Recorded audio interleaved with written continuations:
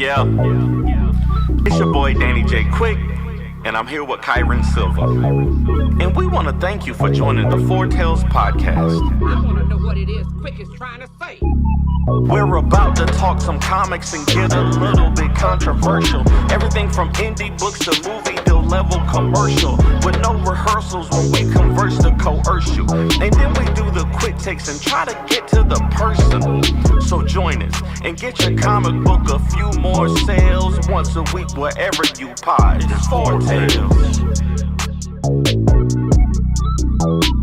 Once a week wherever you pod. It's Foretales.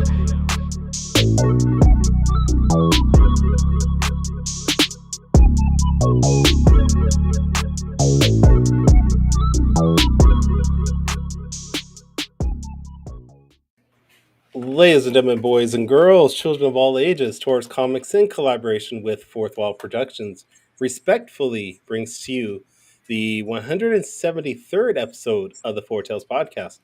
I'm your host, Kyron Silva from Taurus Comics. Across the way is the, I gotta find something really quickly, that synonym, heliotrope novelist of Ace Blade, Dan J. Quick, and together we are your two award-winning blurred comic creators here to help you find your next favorite comic. We are live on Agents of Geekdom Network via Facebook, Twitch, and YouTube. No TikTok today because I forgot to set that up. So if you're listening or watching us live, thank you for your support. But don't forget to like, subscribe, share, and review this podcast because all your positive reviews and interactions help us reach a bigger audience. I literally forgot to set that up for TikTok, and it sucks. It happens. It does happen. This is all your fault. This is only your second time back, so you're still easing back into it. That's what she said. Is it? So what's going on, man? How you doing? What are you eating? I'm just trying to feed myself because I didn't eat earlier today. Okay. So I got some hamburger helper that my daughter cooked. Okay. And Like, is it just regular hamburger helper, or is there something different to it? No, it's straight up hamburger helper. My daughter cooked because me and Tiana weren't home today, so we set it up so that she would be able to cook. She cooked, and now I'm eating it, and it tastes exactly like it tasted 20 years ago when I was eating this. So, all right. I think my palate has evolved since then. So, but I'm gonna finish this bowl. How have you been doing? I'm tired, bro. This Kickstarter, if you don't know, I am running a Kickstarter right now. You can go to starcorecomic.com and make a selection there. Feel free to, maybe get the bundle of a print and book because I only need $22 more to reach the 60% goal, which is amazing considering I'm not even halfway through the campaign yet. So that's great. Yeah, congrats, man. I think you seemed like you were worried the first couple days. Oh, I'm still worried. I'm still worried. But that's what Kickstarter will do to you. Like, if you have a strong, out the gate, like you did, you had a strong, showing out the gate, but it kind of weaned off just a little bit. And I noticed you panic posting, and but now it's getting there. So, man, don't even worry about it. It wasn't panic posting. It was strategic posting to get, Shut up. You know what? Shut up. I know panic posting when I see it. I do it all the time. But no, man. You posted something earlier that I actually found was pretty cool. You want to talk about it, or earlier? Yeah. The video for Battle of the Black Rose, maybe. Yeah. No, me and my wife, we went and wrote and recorded the Kickstarter video because my Kickstarter is launching on the 27th for Battle of the Black Rose issues 1 and 2, and I edited today, and we went around to different places. We actually went to a log cabin. We're going to film some stuff there, but I didn't feel right about it. Like I really am nervous about filming in public, and I couldn't I couldn't do it at the log cabin. So we did it. We did the last part at a Cracker Barrel, which was pretty cool. But yeah, I'm launching on the 27th, and we're actually going to have a crossover cover. I'm announcing it right here. We're going to have a crossover cover for Ballad of the Black Rose and Starcore, drawn by none other than Michael Watson. Okay. Did you want to show? Do you want to show the video real quick? No, No. no. Okay. All right. Well, then let's just what? It is on theme though because our guest today, Dan Bethel, is back. Okay, fine. Let's show. My name is Danny J. Quick, and I'm the co-creator of Ace Blade and King Supreme. I've been making. What happened? Hey, what's up, everybody? My name is Danny J. Quick, and I'm the co-creator of Ace Blade and King Supreme. I've been making superhero comics for more than 10 years now, but I think I want to try something different with my guys at Bequest Studios. 10 years. Wow. This is a new comic book about a young family starting a new life out in the Wild West. That's a lovely door, by the way. It's a noisy door. And then everything goes crazy when a supernatural entity in the hills behind their home gets them in trouble with the law. And this story is called The Ballad of the Black Rose.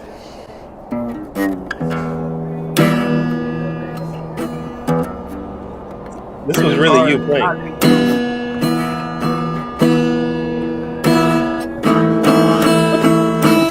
It's so sad. Now y'all come on down to the Ponderosa and help us by supporting this Kickstarter. All right now, until next time, stay vigilant, my friends. I gotta pause this real quick. We're out of here. Where's the pause? Yeehaw! Where is the... Look at... Does Tiana have like a mega king right there? It's like 4 stacks on that one on this one thing. That's like She's got a super king. That's a flying king. It can literally move to the white. I had to throw the yeehaw in there. Okay. Yeah. That was awesome. All right. That was funny. Nah, it was fun shooting it, and I was very nervous about it. So It came out great. thanks. I hope people enjoy it, and I hope it gets people to actually check out the Kickstarter. So yeah. Okay. I know a guy who can do some theme music for you if you want. Oh yeah. Yeah. My guitar playing is definitely not great. Oh, okay. Well, this guy I know, he's also a comic creator, and he did a little ditty called the Quick Takes theme song. Yeah. I might have to reach out to him. Okay. I'm trying to bring him on, but the thing was like frozen. Brother Dan Bethel is in the building. Thanks for coming back. I think is this your second time? This is your second time on the show or the third time? Second time as a guest. Oh, third time as a guest. Yeah. Because there's the original one, there was the X-Men 97 recap, and now this. But I was also I guest hosted in Danny's absence one time. That's right. That's true. And Danny, actually, I wanted to introduce you to something called a guitar tuner. This will help keep your guitar in tune. And I'm just gonna give it to you right there. There we go. Oh, okay. Thank you. I appreciate it. Thank you. I'll take that. Yeah. I need one too, sir. There's no hope for these guitars in my house. Cool. I have 4 children, and they've all tried to learn. And in addition to me, I've tried to learn a couple chords, and it's just not tried is the key word there, isn't it? It sounded beautiful. It was perfect for the video. It was perfect for the video. Exactly. That's the point. No, thanks for coming back, Dan. Of course. For anybody who might not be familiar with your work, man, give us a quick rundown who you are and what you're here to talk about. So my name's Dan Bethel. On the website and stuff, I go by D Bethel, but just Dan is fine. I've been making comics since 2007. The first comic I did with a friend of ours, a mutual friend who's been on the show, Evan Burgoon. We did a humor espionage comic called Ebon 07 about secret agent janitors. But for the last 11 years, I've been working on my own Western comic called Long John, which is actually about to wrap up after, like I said, over a decade of working on it. So the final chapter starts posting to my website, longjohncomic.com, Monday the 27th, the same day your Kickstarter goes live. And I'm really excited for everybody to see, not only to get this chapter out, but to actually for people to see how this whole thing is wrapping up, because it's been a long time coming. Has it really been 11 years? Because I feel like I've known you longer than that. 2014 is when I started started the comic on his website. Yeah. Wow. Yeah.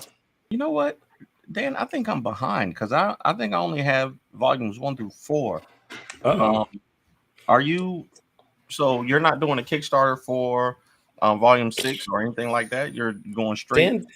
Dan does not believe in Kickstarters. He wants to give you his stuff for free. That's the wrong word. The word is that I'm terrified of Kickstarters.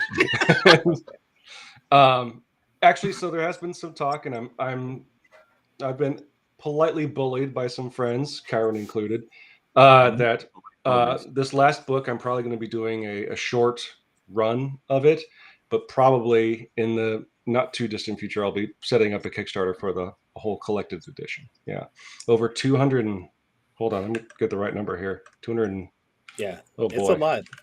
It's not these are not your standard 20-page books that he's producing. They're 30, 40 pages sometimes. About 225 pages of book there. Yeah, each issue is between 40 and 45 pages long, something like that. I love it. And you're doing all the writing, all the artwork, all the lettering, all the coloring. I mean, everything is all you. When I started, my beard was not gray. That is now I'm 80,000 years old. Whoa, what happened? Comics definitely give you some gray for sure. Yeah, I'm only 27 and look at all this, dude. That's wild. That's crazy. That's wild. You need to do some meditation or yoga or something, Karen. Or just take a bath, I guess. I don't know. Maybe. Might just be dust collected. Who knows? or just stop getting that paint in your hair. Maybe that's what it is. Oh yeah. All that paint you're slinging around is just making you look great. It's deceptive. No, man, Dan, that's an incredible testament to dedication. Like I'm saying, a one-man show. I know this, like, to be a jack of all trades is an amazing thing, especially in comic books, because you don't have to rely on anybody else to get it out. I know that the teamwork aspect for a lot of people gets them caught up.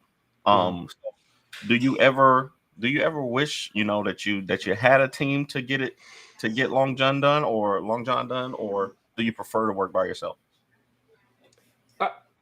I think the reason why I'm working by myself is more a consequence of just my day job takes so much of my time. For those that don't know, I'm an English professor at my local university, and so I basically only get to work on comics during the summers and winter breaks, right?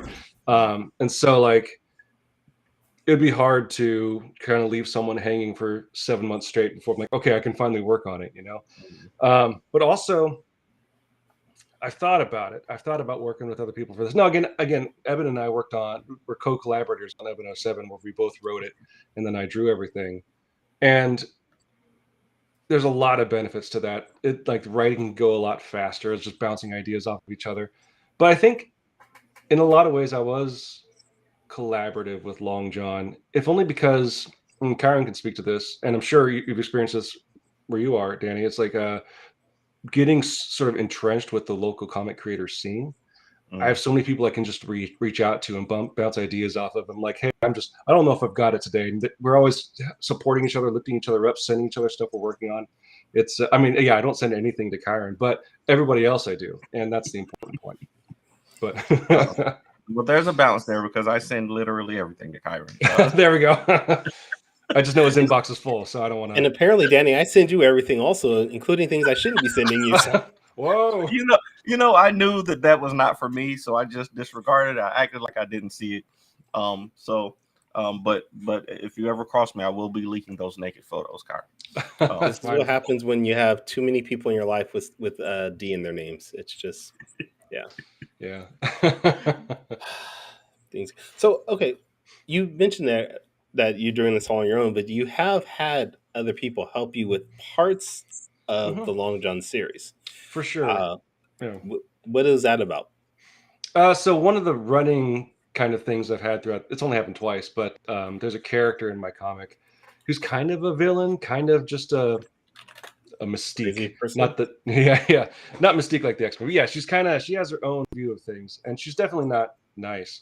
But it's a character named called the Hell Rider or Hell Rider Jackie, and she's, if you've seen her, if you look at the comic, any promotional material, she's she's in all black with a bonnet, and she's got a skull mask on her face. And I wanted to tell part of her story through her point of view, but considering how she has kind of one foot in the spiritual world, one foot in the real world, and also a little bit lost her mind, I wanted to see the world through her eyes, and I knew it was going to be very surreal, and I wanted to look really weird. And like, I know how I draw. I'm super cartoony with my style. And so I reached out to a friend of mine. We've been friends since we were 10 years old. We kind of started our art career together. His name is Josh Tovey. But where I went into like comics and cartooning, he went into fine arts, and he's a painter. He does, has stuff in galleries and shows and stuff like that. And he specializes in surrealist and symbolist art. So this real, like, real dark stuff, honestly. And I'm like, well, I know he could draw messed up stuff, but he doesn't do comics. So I'm like, I just reached out to him, hey bud, would you mind lowering yourself to draw a comic for me? And he said yes. And so he did 2 short stories with her, one at the end of volume 1, and one at the end of volume 4. I think 4. Yeah, it's volume 4. And really just fun looks at the way she sees them. Now, one of the things we usually talk about John the entire time, and so we world that he's inhabiting and interacting with through a very different lens, and it's nice to be able to provide that and have a friend that's able to do that for me. So yeah.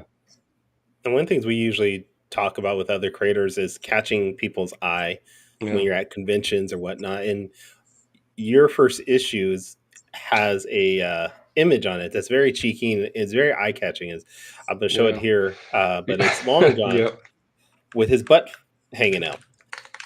And it's very well known. I'm pretty sure you get a lot of people asking about it. But what was the idea of making that your original cover? Desperation.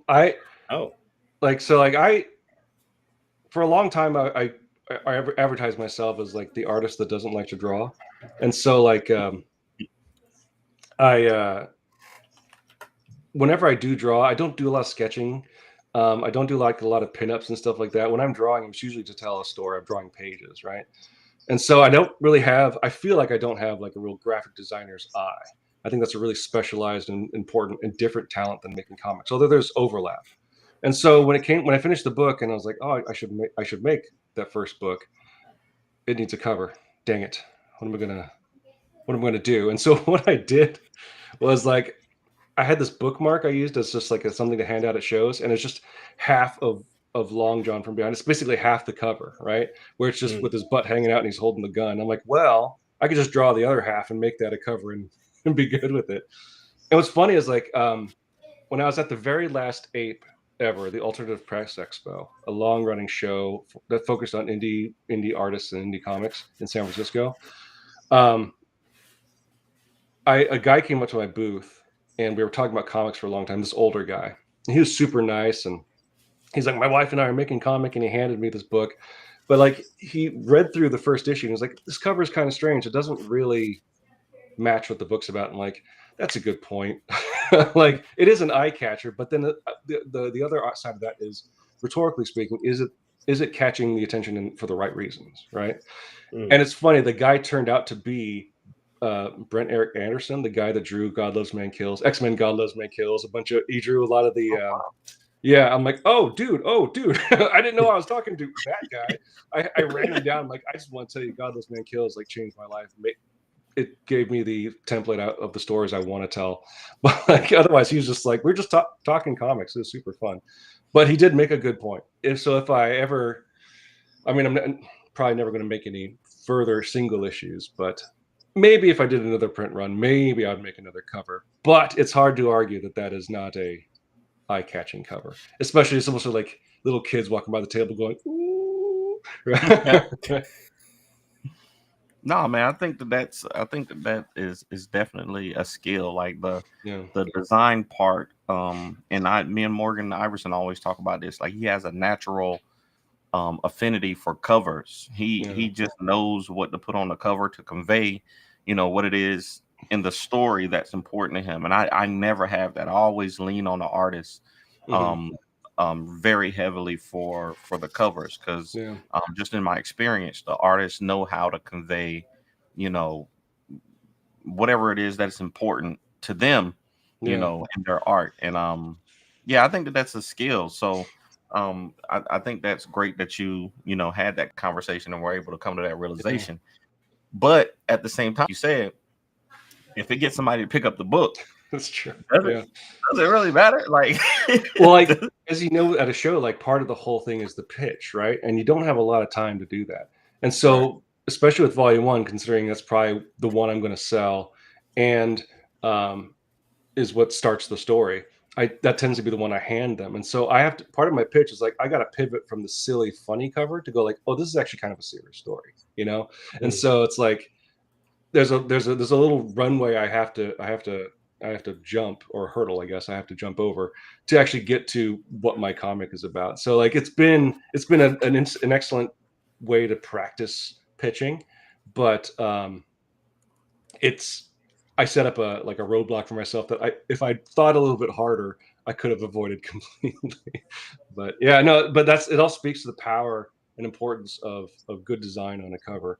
Than that people, yeah, there are people much smarter than I that have a really good sense of how to do that. I think part of once Long John's done, I'm going to be doing shorter stories, and that'll give me the time to maybe focus on that kind of design work. I'm like, okay, let's just practice this, right? I haven't had that kind of time in 11 years to really practice the some of the skills that I've been wanting to improve since this thing started. So I'm looking forward to that.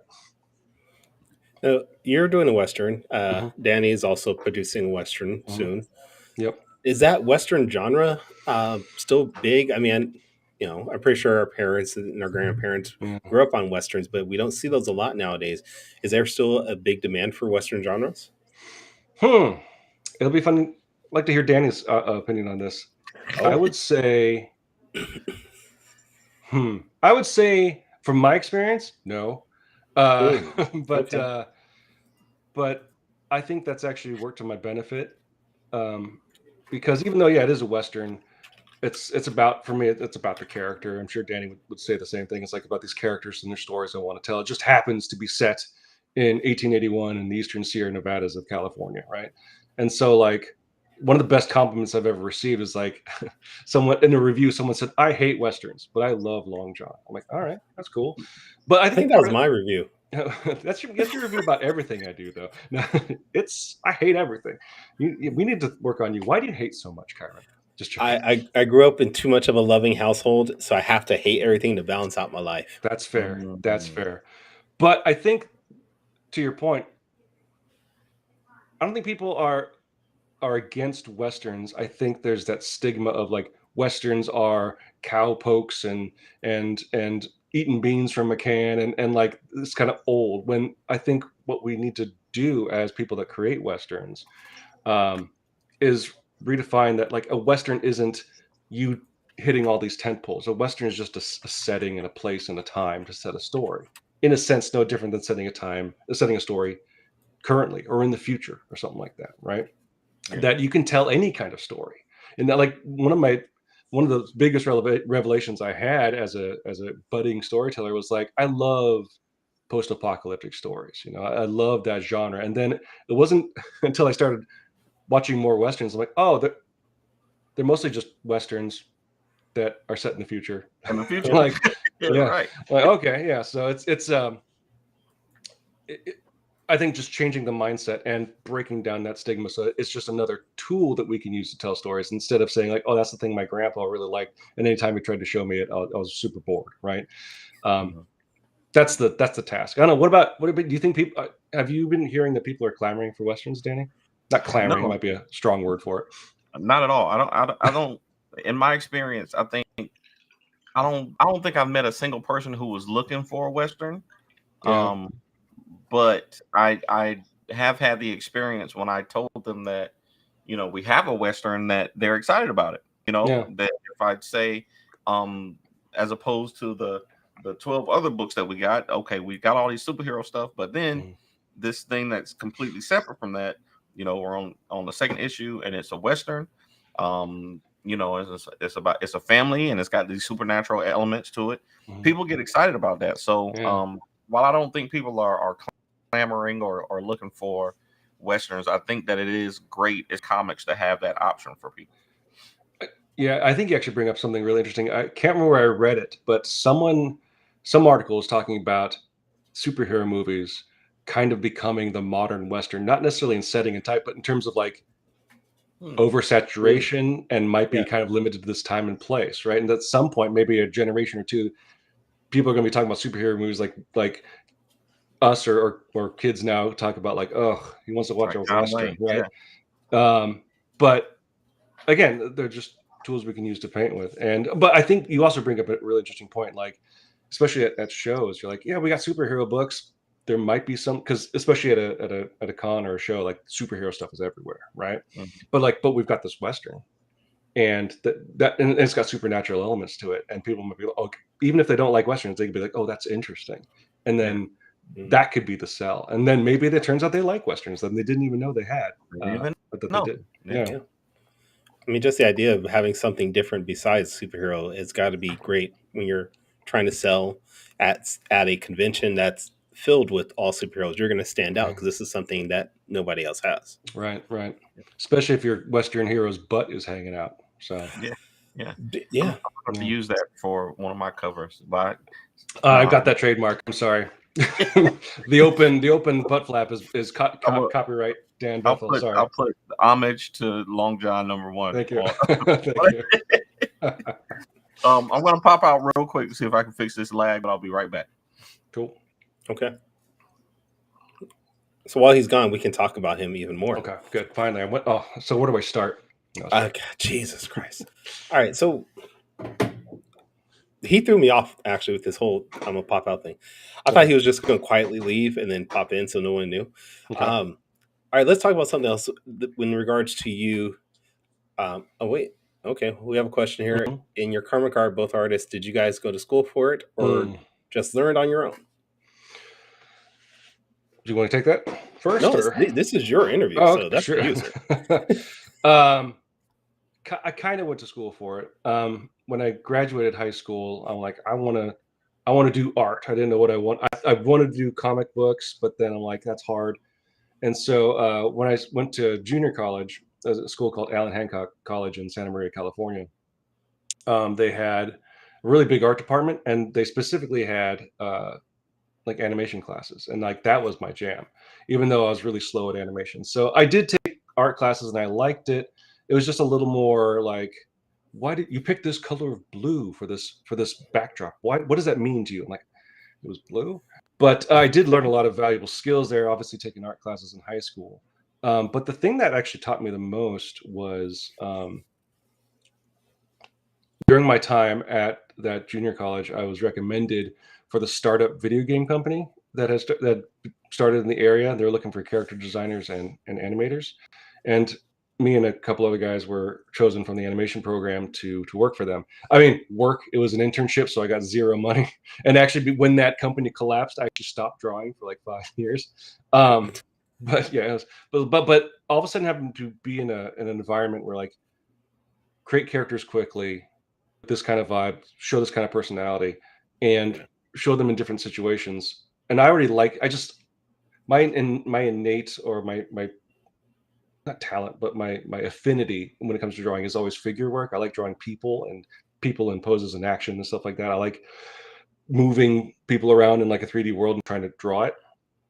So after that internship, I didn't do any formal art training, but I was always so a lot of those skills stuck with me. I would do life drawing stuff that I could find online, or just when watching TV, I'd have a sketchbook out and just like drawing what I see in front of me, just kind of keeping those skills going. But in terms of comic book page, like drawing comics, learning while doing is kind of the best way to do it.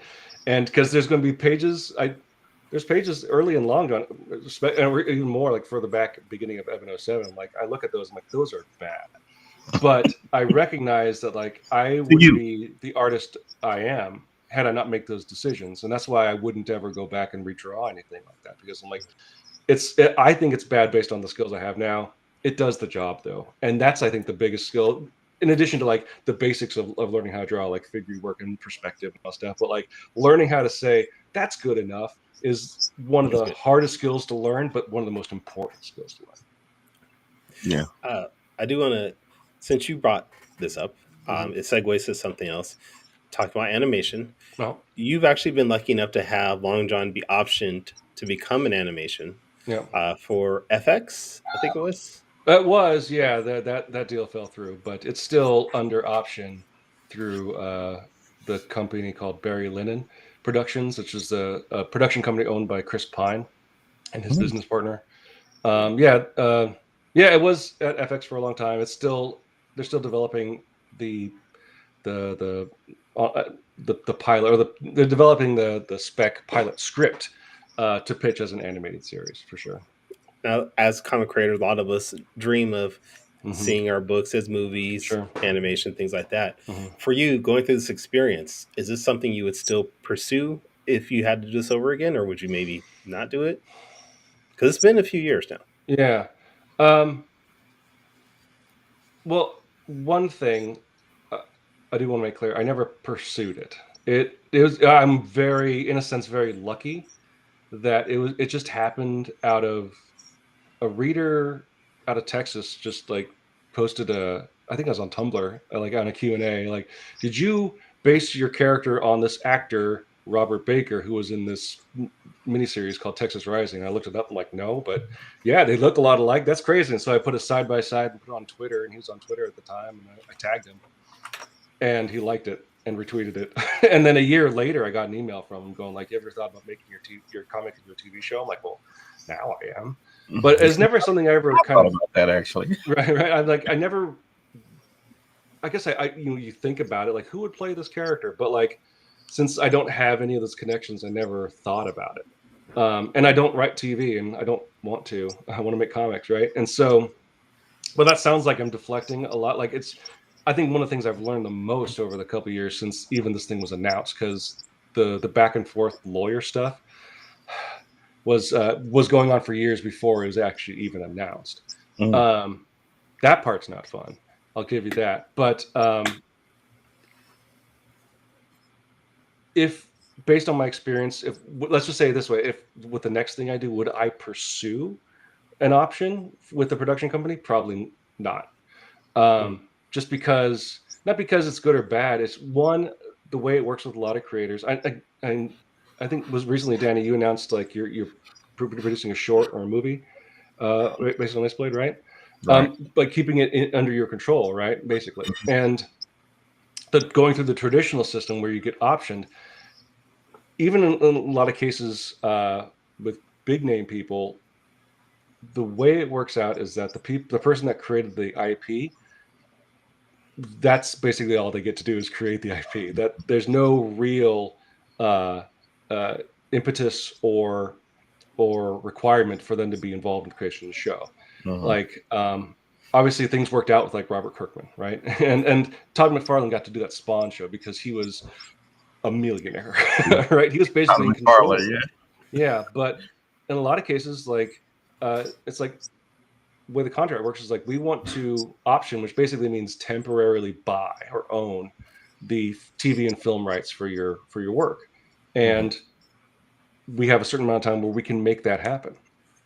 And so that, just because of how that transaction works, they have no obligation to actually consult with you, right?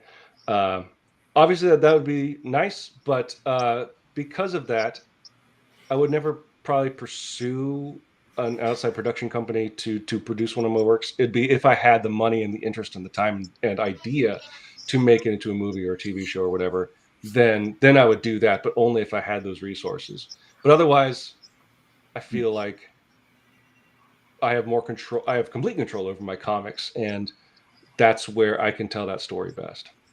I was gonna say it seems like even though it's option and they might have film and TV rights, you still get to do what you love to do, For sure, yeah. which is write and draw comics, Right. and as long as it doesn't interfere with that, because I have heard or seen things happen where a person can't even put out their own comic book anymore until until a certain time. So right. I think that is something definitely to be cautious about, because I would never want to stop putting out comics, putting out stories that I can make, just because somebody has the option to do something with it later. That's so yeah.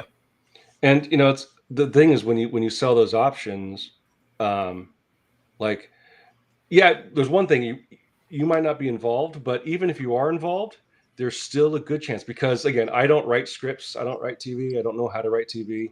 It'd probably be fun and interesting, but the thing that always comes about, whether you're involved or not, is what if it's bad, right? And then like that can not only reflect poorly on that TV show or movie, but then like people like, oh, they see your comic and like, oh, that show was terrible. Then you're like, oh, okay, I've actually shot myself in the foot here, to use a Western reference. But yeah, so it's always a gamble, and that's also part of the fun. I will say this, like, I know that the way I made it sound makes it sound like kind of sad, but the thing is, and this is what my lawyer tells me all the time, is like, no matter what, good or bad, success or not, Long John is mine. And whether my books become famous or whether they make a successful show, it's always mine, and so I always got to get paid, right?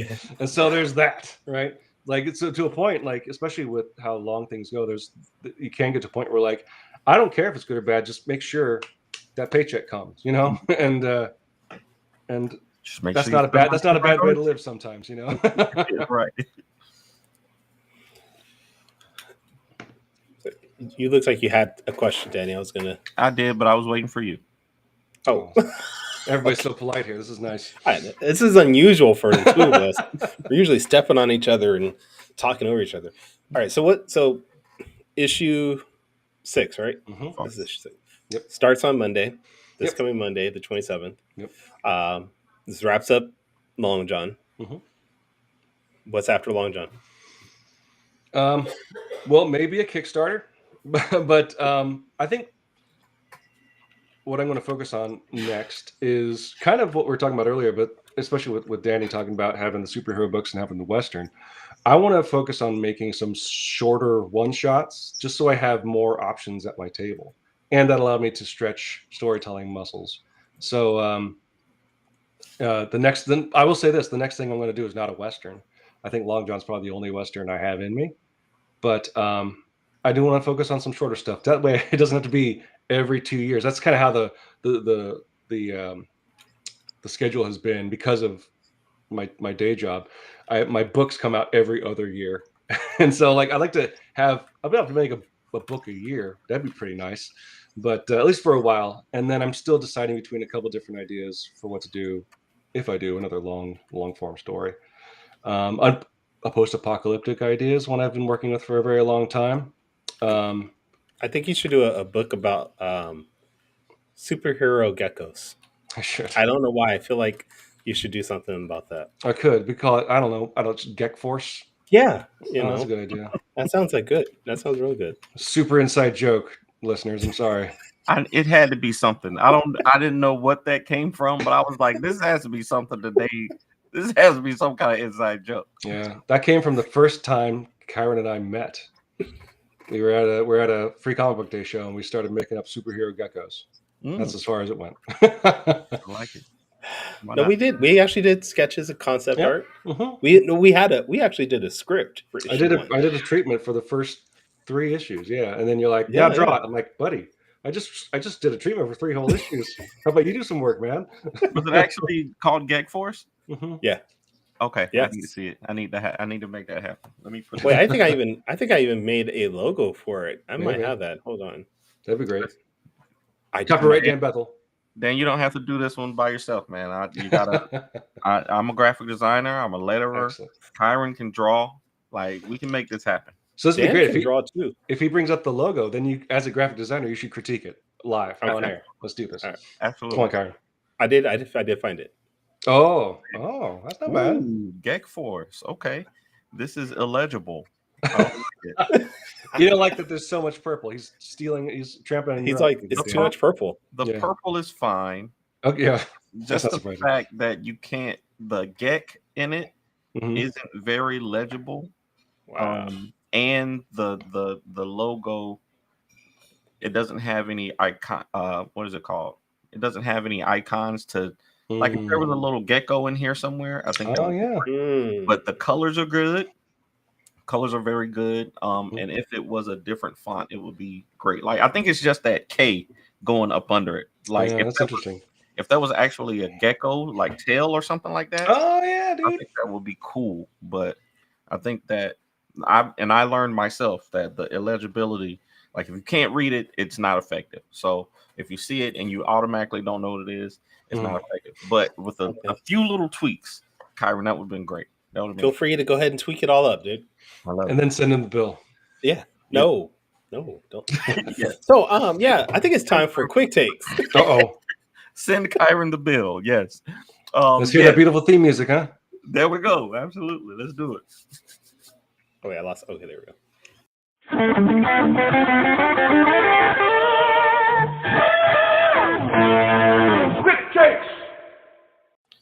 I always forget about Titanium Daddy. Kyron, you're so weird, man. I don't remember how. Like that's what he. My name is Titanium Daddy in his phone for some reason. I don't know. It came from I a don't remember weird that conversation we had conversation. about Colossus, and it stemmed from that. Like I'm pretty sure I can find the conversation. I bet. Kyron's brain works very weird. Yeah. So who knows? That's why Okay. it's wonderful. All right. Quick take me. For anybody who hasn't seen the show before, Quick Takes is a rapid Q&A session where we grill our guests on their deepest, darkest secrets from the internet. But instead of that, today we're just going to ask you a couple questions to get to know you better, Dan. Sure. Starting with question number one. For right. all intents and purposes, Yep. y'all cover a wide array of topics on that podcast. Yeah. The latest episode I want to say it started off with the Matlock of Stargates. Yeah. And I love both Matlock and Stargate. So what can you tell us about all intents and purposes? For all intents and purposes is a podcast I do with a friend of mine, Andrew Asplund. The whole premise is that we're just overeducated nerds that have known each other forever, and we have a wide variety of interests, nerdy and geeky interests, and we can just get together and talk about what we've been doing, or to talk about sort of nerd news of the day. Unfortunately, in the last 5 or 6 years, a lot of that nerd news has been depressing. But it's just a show where we get together, and honestly, after we've been doing that for 10 years, 11 years, it's just a chance for us to kind of hang out, talk about what's piquing our interest, and share our thoughts with our listeners. I love it. I think everybody should have. No, I don't. I don't think everybody should have a podcast.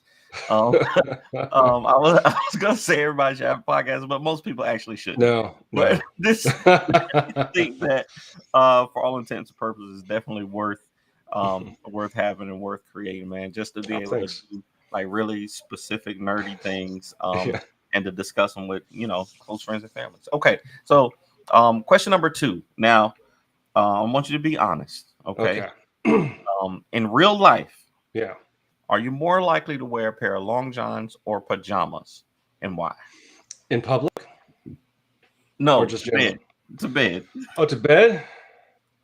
Pajamas. Yeah. Pajamas. Yeah, just because I get hot, and long johns can be pretty restricting. Unfortunately, the butt flap opening doesn't let as much heat out as you want. It lets something out, but not as much heat as you might want. But I don't know if you've ever worn long johns, like actual not overalls. What do they call it? Long johns. Let's just call it long underwear. Like if it's not like made for you, like it can be tight in weird places, and like they're not particularly comfortable, especially like if you want to go historically accurate in the roll. It's just a no-go for me. You gotta break pajamas. You gotta break. You definitely gotta break long johns in. But if you stay in a place that's cold, they definitely come in handy. Definitely. Oh, I bet. Yeah. So question number 3. Got it. we all love traditional comics, Yep. but there is an ever expanding market for digital comics. We got platforms like global comics now that is taking the world by storm, and you got Yep. webtoons, Yep. and then we got people putting them out on their own weblog. So do you think that web comics are the future of comics? Oh, no. I think they are going to be a future mode of comics. I think they're going to be kind of on the shelf, so to speak, with traditional comics.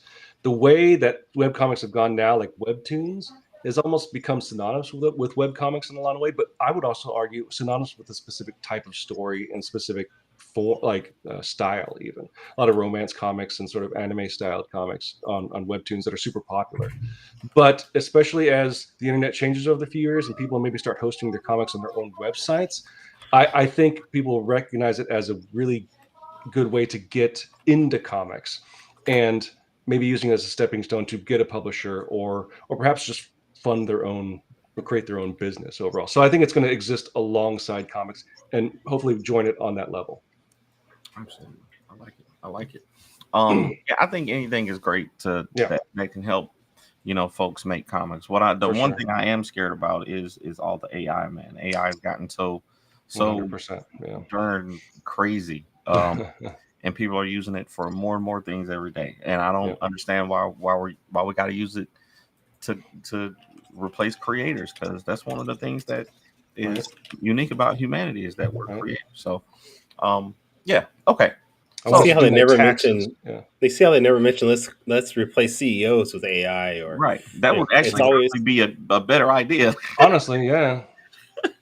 Like, bro, but yeah. So you need someone to make heartless decisions. Actually, let's let an algorithm. Let's let the computer do it. Yeah, solving problems on the Four Tails podcast. That's what I say. It might as well just be like Two-Face, just throw a coin up in the air. There we go. There it is. Question number 4. So I recently, as in literally an hour ago, found out that you are a fan of my favorite movie, Barry Gordy's The Last Dragon. And in The Last Dragon, in the beginning of the movie, the master says, Bruce Leroy's master says, you have to experience confusion, fear, envy, and love in order to reach the glow. So how, if you had to train somebody how to reach the glow in comics, what would you tell them are some of the main things that you have to go through in comics to make it? You have to go through bad art to get to good art. You got to go through finishing something, even if it's like a 2-page story, to get to the next thing. And you need to not be afraid to go out there and meet other artists, to put your stuff online or make little zines, because meeting other creators will actually save your career, whether independent or professional career.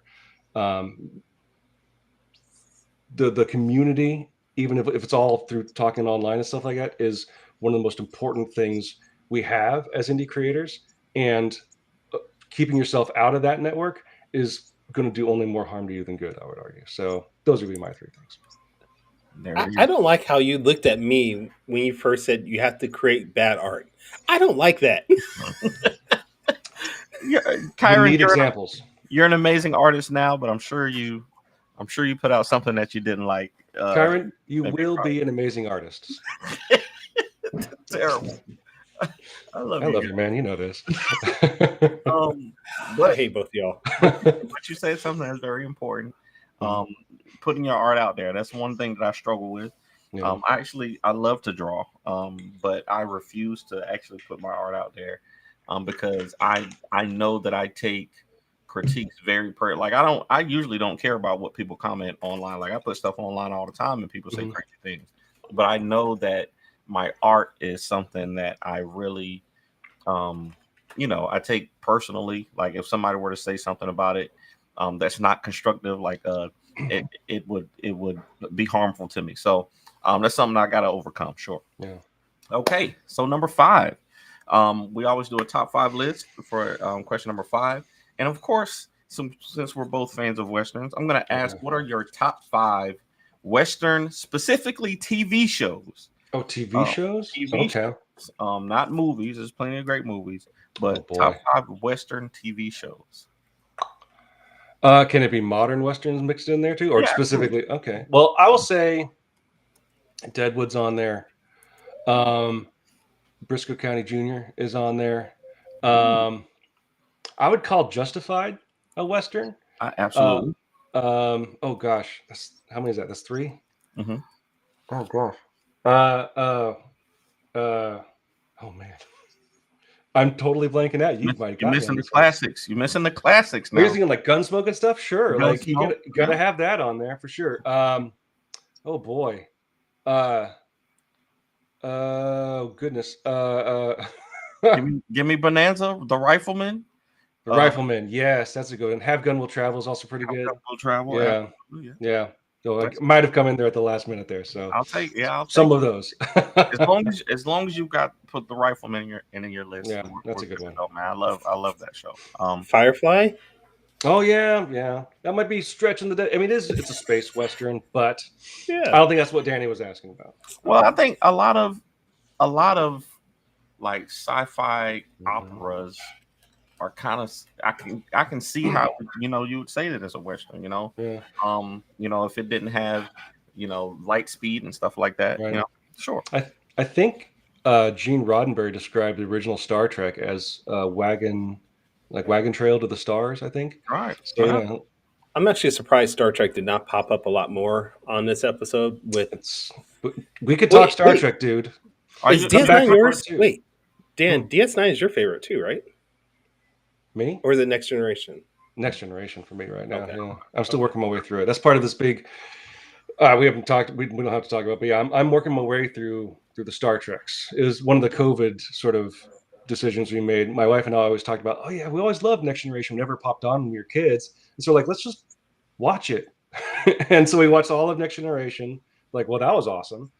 And I hear DS9 is awesome, so let's watch that. And so we're starting watching that, and then during season 3, I think Voyager started, so we're watching those like opposite each other and getting through those right now. And I don't have a bad thing to say about any Star Trek I've seen. I love every show so far. So they're not all great, but they are all good. Every Star Trek show, even Lower Decks now is really good. I love Lower Decks. That show's incredible. Lower Decks is really good.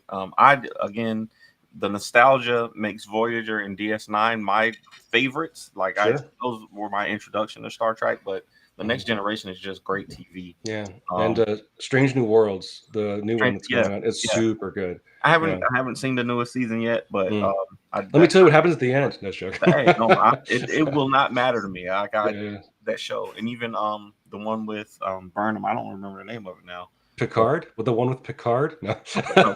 Right. No. You thinking of Enterprise? Maybe the one with Scott Bakula? Burnham. Discovery. Discovery, yeah, Discovery was really good. I really enjoyed Discovery, even though the beginning was kind of rocky, but I think that they did a good job with it, all in all. But yeah, we could definitely talk Star Trek. Kyron knows how to set me off, man. He does. He just knows. But yeah, so thanks for doing that this week. Of course. Quick Takes has been brought to you by Gemini Comic Supply. If you order on Gemini Comic Supply and use the promo code AcePlay, you will get 10% off your entire order. Let me write that down, actually. There you go. Kyron, back to you, man. I did not get to use that code when I sent out the comps for Panels in Paradise because the boxes are too big for Gemini's. I know. But hopefully when StarCore issue 1 and 2, which is available now on Kickstarter, funds at StarCoreComic.com. At StarCoreComic.com. Or you can just search StarCore on Kickstarter. It'll pop up there too. I'll be able to use that code and get 10% off all my purchase. Dan, we appreciate Dan. Sorry, too much D's. Yeah, it's that kind of show. Yeah, we appreciate you being on. We want to make sure our audience follows you and your endeavors. And I've been looking. I cannot find where Titanium Daddy came from.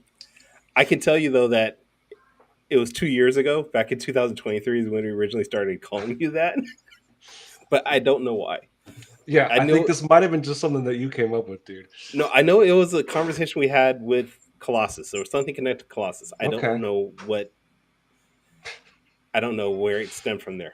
But anyways, where can people follow you? Oh, yeah. Go ahead. Go ahead. Sorry. Where can people follow me? I think the best place to follow me, well, go to longjohncomic.com to make sure you stay up to date with Long John as it starts posting the final chapter on Monday, October 27th, 3 pages a week. That's still going to be many months. It's a long book. I think it's 59 pages long. So we got a long book to go through. And I have read all 59 pages, and they are fantastic. Thank you, sir. Wow. I do have to admit that Long John is one of my favorite comics. I do read the web series, but when it comes out physical, I actually do buy. I have bought each issue, so I will admit that.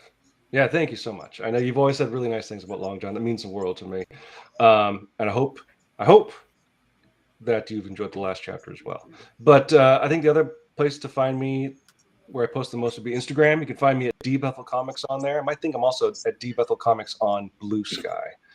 And then, I think those are the two places I go to the most. But I try to post. There's a Facebook group for Long John, facebook.com/LongJohnComic. But Instagram, Blue Sky, D Bethel Comics is the best place to find me. Okay. Danny, where can people check you out or check out your work? I just was looking up D Bethel, and Bethel Music came up, and I was like, 2.2 million followers. I did not know about this. What can I say? I'm super popular. This is not. I mean, no, that Bethel Music is very different. There's some documentaries about that. We already talked about him providing us with the theme song for Quick Takes, so right. And he gave us that on discount. Just letting you know. Hey, I was about to say no. But yeah, you can find me at fourthwallpros.com. Starting next week, you can go over to Fourth Wall Pros /Kickstarter, and it'll take you directly to our Ballad of the Black Rose Kickstarter, and you can find me on social media at the Ace Blade on all social media platforms. Kyron, where can people find you? Okay, I need y'all to listen, and I'm gonna do this. I need everybody to go to starcorecomic.com. That's the only place I need you to go. Don't follow me anywhere on social media. Just go to starcorecomic.com. I am $22 away from hitting the 60% mark, so I just need y'all to go there. That's all, starcorecomic.com.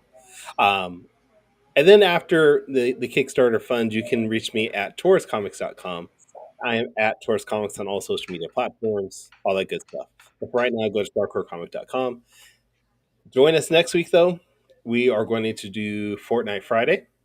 Oh. I know we said we were going to do this week, but Danny was like, no, he really wanted to talk to Dan Bethel about Long John. So we said, all right, we'll want to play Battlefield instead of Fortnite? No, not really, but Fortnite it is then. But until then, everybody, sayonara, goodbye, and please take care of yourselves. StarCoreComics.com.